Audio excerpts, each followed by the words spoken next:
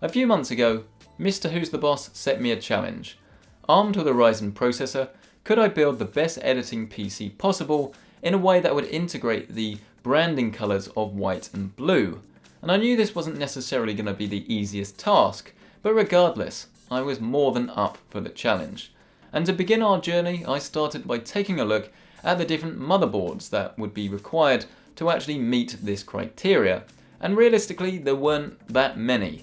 But in the end, I settled on a MSI board from the Arctic Tomahawk range, and it of course supports Ryzen processors, but it's a very black and white themed board. It's got a few different lights as well that you can change to be white. That would work nicely for what I was trying to do here.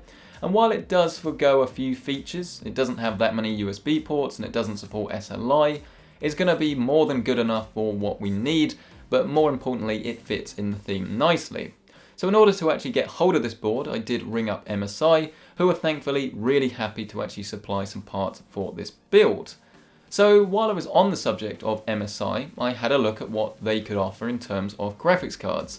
And the problem is, their sort of flagship range is the Gaming X, which a lot of you guys already know is a red themed graphics card, which isn't really going to help us here. And I was thinking maybe I could sort of take it apart, paint it blue.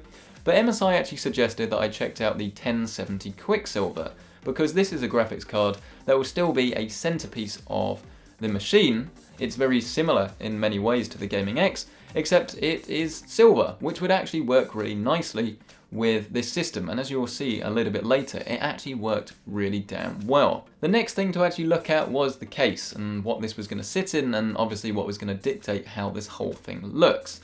And realistically, I knew I wanted tempered glass as it looks really premium and it will show off all the hardware inside.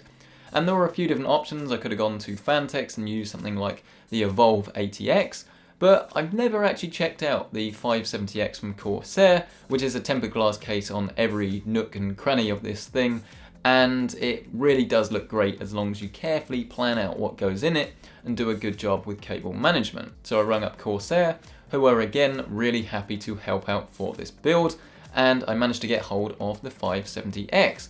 The Ryzen processor I went for is the 1800X, which Mr. Who's the Boss himself actually very kindly provided. Well, I say kindly provided, it's for him.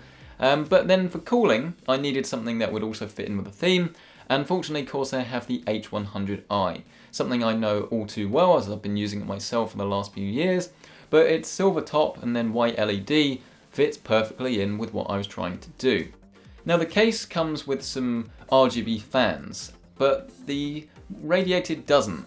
So I wanted to swap out all the fans and go for Corsair's HD120, as these will be able to be changed to white and blue, or if he sometimes wants to spice it up a little bit, he can change it to be pretty much any colour he likes. Same goes for RAM. We've got Corsair Vengeance RGB. We've got 32GB here, not only because it will look better in the system with 4 sticks, but of course this is an editing PC, and things like Premiere take up quite a lot of editing RAM, well, it takes up quite a lot of RAM, a lot of memory, so realistically it's important to actually get the performance covered as well as the aesthetics. For the power supply, we've got the HX750, which is one of Corsair's modular power supplies that stays very, very quiet at load, but we didn't want to use the standard black cables that come in the box, so I've opted for Corsair's blue braided cables. While they're not going to completely change the way this looks, it really does finish it off and just make it look like a more complete and well planned out system. The other thing I needed from Corsair was the Corsair Neutron, and this was 480GB, but I know that Mr. Who's the Boss, I'm going to call him Aaron from now on, I knew that Aaron actually already has his own storage, and so getting a massive SSD wouldn't necessarily make that much sense here, but you can of course expand this later on. One other thing that I did add here wasn't LED strips, although I was definitely considering this, but was Corsair's Commander Pro, because this actually allows you to control all the fans with software rather than using the baked-in controller on the case. So those were all the parts, or at least all the parts that I thought I needed to get this thing up and running. I organised with Aaron the delivery date, but then it turns out that the H100i isn't actually compatible with AM4 without a bracket. So we had to delay the project a little bit and get that sent out, which you can do as well through Corsair's website.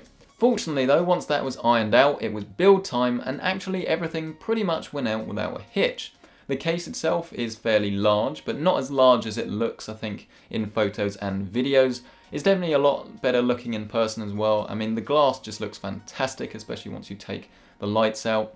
And installing the radiator, I opted to put the fans on the top so that you could see the system illuminated from the top, so from above, and still see all the fans. There is a few things to mention though that wasn't so great about the build process.